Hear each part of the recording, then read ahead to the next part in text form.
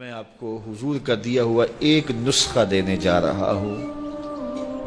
میں آپ سے کوئی قسم نہیں لیتا، ہاتھ نہیں اٹھواتا، لیکن میں آپ سے گزارش کرتا ہوں کہ آپ یہ عزم کریں کہ حضور کی جانب سے جو پھول ملیں گے جھولی میں ڈال لیں گے اور اس پہ عمل کریں گے۔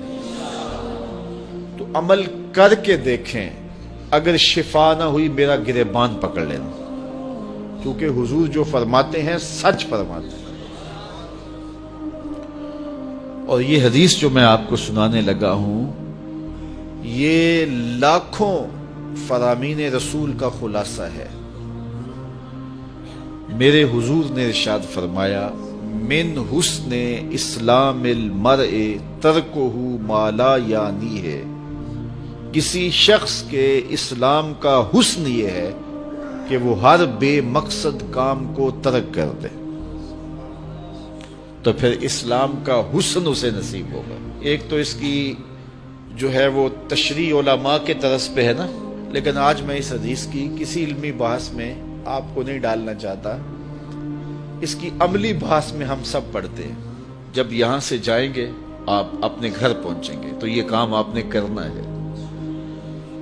اور مجھے امید ہے کہ میں نے جس طرح آپ سے عرض کی ہے، میری عرض آپ ٹالیں گے نہیں، اور پھر جب شفا ہوگی تو مجھے دعائیں دیں گے۔ تو آج شام کو کاغذ لے کے بیٹھ جائیں اور سویر سے لے کر اس وقت تک اپنے معمولات لکھیں کہ میں نے سویر سے لے کر اس وقت تک کیا کیا کیا ہے، کتنی مرتبہ کھانا کھایا ہے، پانی پیا ہے، کس سے بات کی ہے، کتنا سویا ہوں، کہاں گیا ہوں، کہاں اٹھا ہوں، کہاں بیٹھا ہوں۔ کسی نے جو ہے وہ کوئی چائے والے کھوکھے میں پونا گھنٹہ گزارا ہوگا، چائے پینے گیا، وہاں جوں بیٹھا اور سیاسی باتیں چڑھ گئیں۔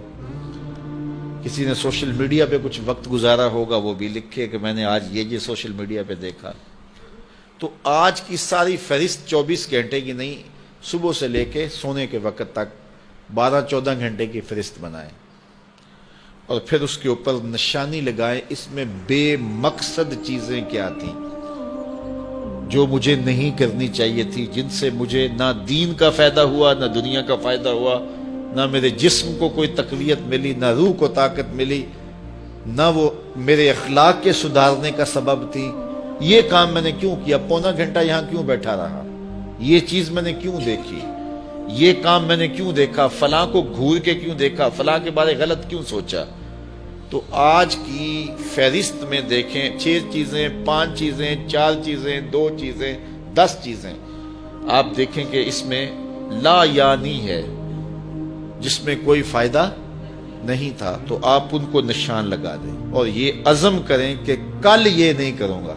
اگلے دن پھر وہ تو آپ یقیناً نہیں کریں گے جب پکا ارادہ کر چکے ہیں، تو اگلے دن پھر معمول سے دن آپ کا گزرے، تو جب شام کا وقت ہو تو پھر دوبارہ کاغذ قلم لے کے بیٹھ جائیں اور لکھیں آج میں نے کیا کیا کیا۔ آج 8 چیزیں نکلی ہیں تو کل کوئی اور نئی چیزیں 5-4 اور آ جائیں گی، تو ان کو بھی کاٹ دیں کہ پرسوں یہ بھی نہیں کرنی۔ صرف 8 دن اگلے پیر تک روزانہ شام کو دن کے معمولات لکھیں اور ٹک کرتے جائیں کہ یہ ٹھیک میں نے کیا اور یہ میں نے غلط کیا ہے، اور یہ لا یعنی تھا، یہ میں نے کل نہیں کرنا۔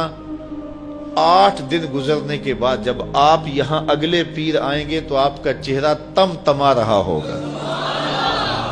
یہ صرف 8 دن کا نسخہ ہے، 8 دن یہ نسخہ استعمال کریں، آپ کو جینے کا مزہ آ جائے گا۔ صبح اٹھیں گے حشاش بشاش، سوئیں گے تو گوڑی نیند آئے گی، نہ دل پر کوئی بوجھ، نہ دماغ پر بوجھ، نہ کوئی ضمیر پہ بوجھ۔